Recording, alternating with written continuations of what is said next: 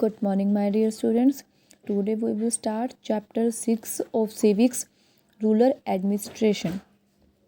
You already know that India is divided into 29 states and 7 union territories. Some of these states in India are larger than many countries of the world. To administrator such as a vast country is definitely not an easy task कि इतनी बड़ी country कोई easy task नहीं है. Hence for better administration, अच्छे administration के लिए, प्रशासन के लिए, each state is divided into smaller unit. Her state को डिवाइड किया गया है स्मॉलर यूनिट में, जिसको कहते हैं district. Every states have several districts, कि हर स्टेट्स में सेवरल डिस्ट्रिक्ट्स हैं, विच में समटाइम्स सब डिवाइडेड, कई बार इनको समटाइम्स सब डिवाइडेड किया जाता है इनटू तहसील्स में, which have several villages under them, जिसके अंदर कई सारे विलेजेस आते हैं. The administration and the district level is carried out by some government officials who may belong to different departments looking after specific affairs.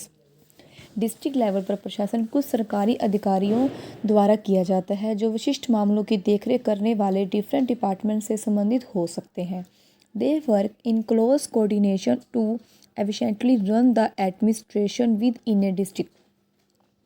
वे एक ज़िले में प्रशासन को कुशलतापूर्वक चलाने के लिए क्लोज कोऑर्डिनेशन में काम करते हैं, कि उनका आपस में अच्छा क्लोज कोऑर्डिनेशन होता है, उनके आपस में मनी होती जिससे वो अच्छे से काम कर सकते हैं.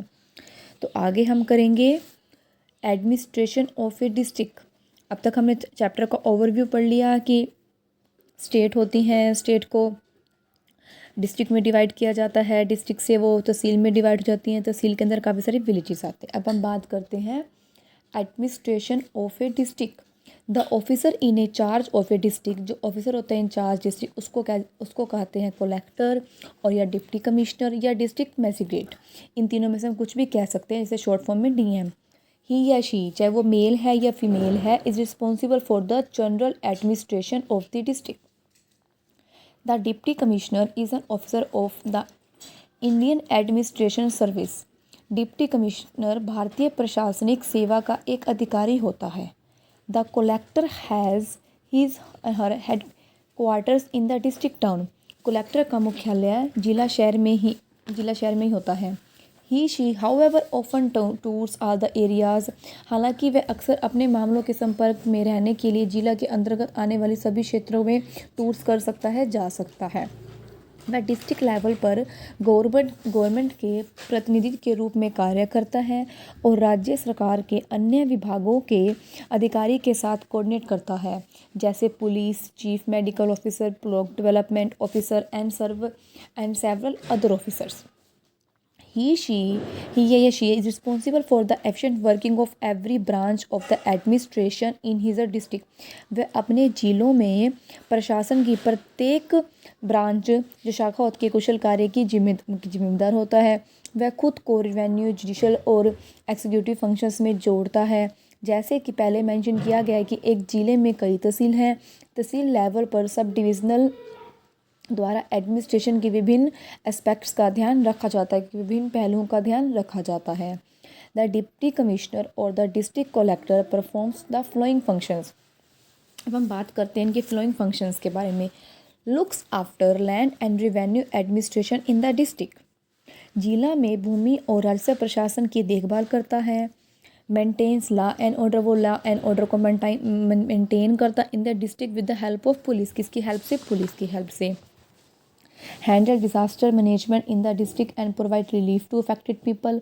जैसे कई बार कोई डिज़ास्टर मैनेजमेंट हो जाती है, कोई दुर्घटना हो जाती है, तो उससे क्या होता है कि वो हैंडल करता है, कंट्रोल करता है, जो पीपल को अफेक्ट हुआ उनको कैसे आराम दिलाया जाए, उनका नुकसान कैसे पूरा किया जाए, उनकी कोशिश करता है. सुपरवाइज करता है election to the parliament, state legislature and local bodies के. सुपरवाइजेज पंचायती राज बॉडीज़, उनको सुपरवाइज करना. एंड सिविक एम्यूनिटीज़ होती हैं नागरिक सुविधाएं.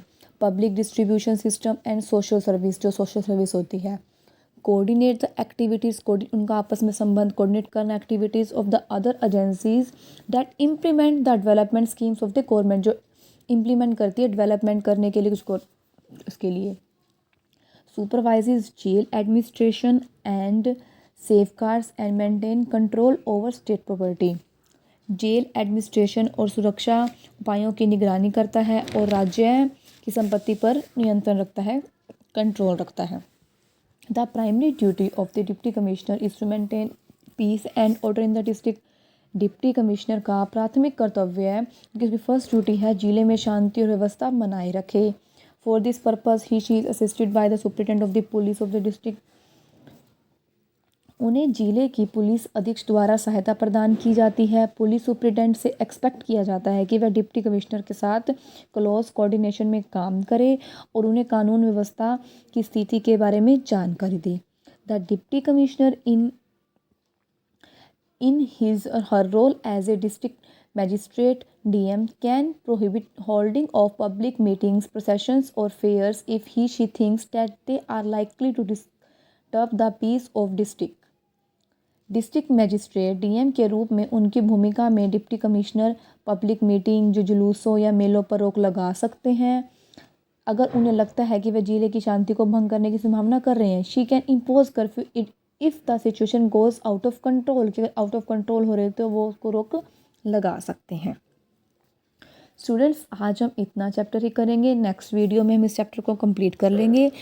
आई होप जितना मैंने आपको कराया आप समझ आ गया होगा, आप इसको अच्छे से देखें और समझें। Okay students, thank you, have a nice day.